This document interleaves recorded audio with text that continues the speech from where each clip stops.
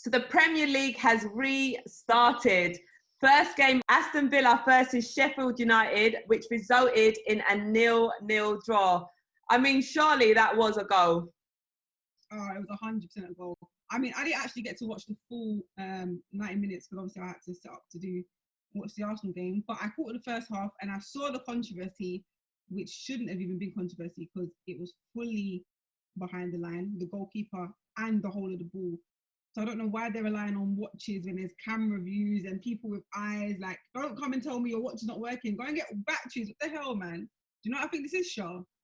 I think this is Operation Get Man United into Champions League. Because if Sheffield walked away with the 3 points yesterday, they would have been above Man U.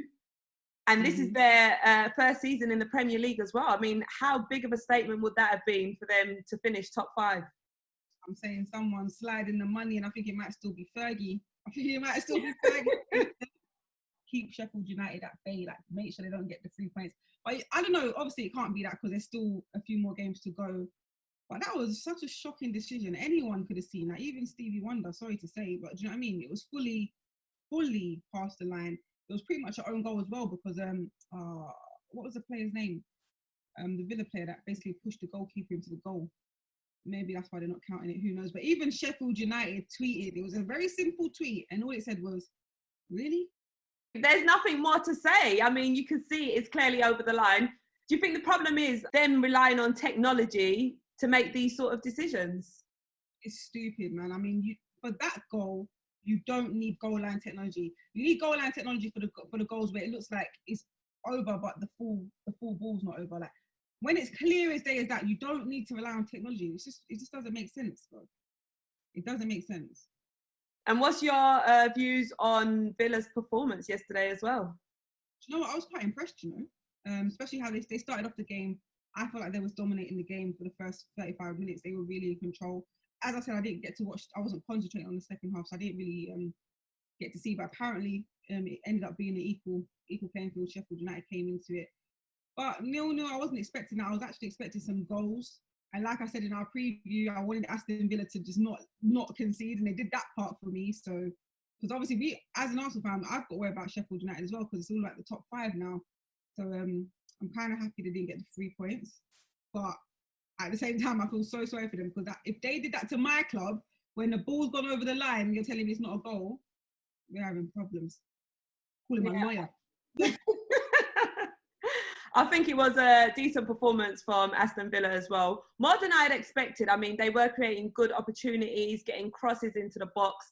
And Davis, he was really pressing on Sheffield's back line as well. He had a couple missed opportunities. Oh, yeah, I did see some, yeah.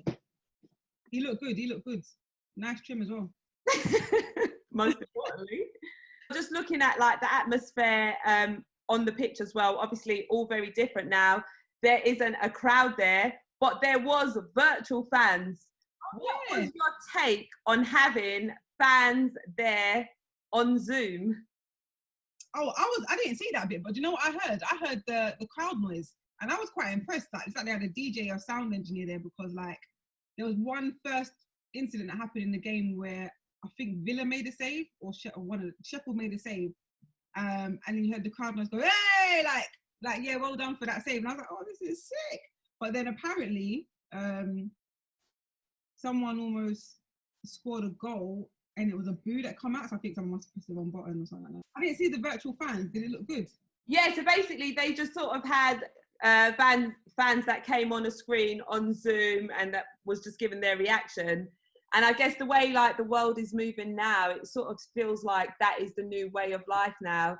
You know, nothing sort of being live, everything is, you know, based on technology. I'm wishing that I bought shares in Zoom a year ago.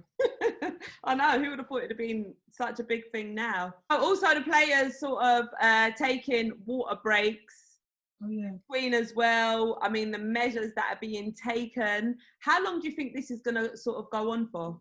Probably until the government guidelines change. I felt like the water breaks were way too much, but maybe, I don't know, maybe it was humid out there, I don't know. Because over here in London, it wasn't that hot. But I guess, you know, keep you hydrated. I don't know how long it will go on for. But you know what? It's not that bad. It's not that bad.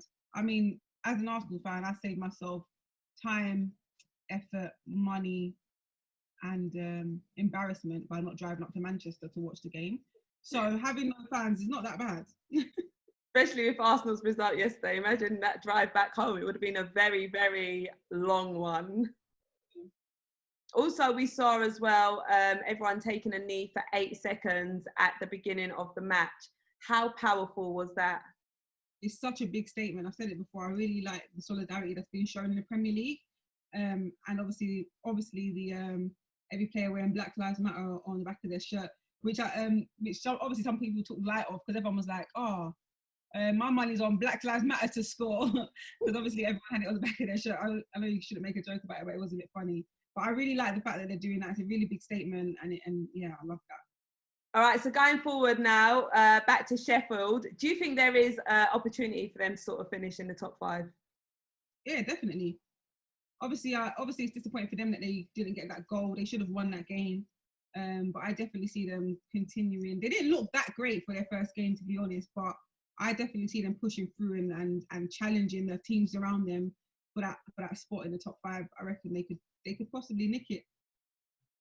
All right, well, that's it from us. Let us know your thoughts. Do you reckon Sheffield have the opportunity to sort of finish in the top 5? Let us know how you think the season has gone for them so far as well. We are out.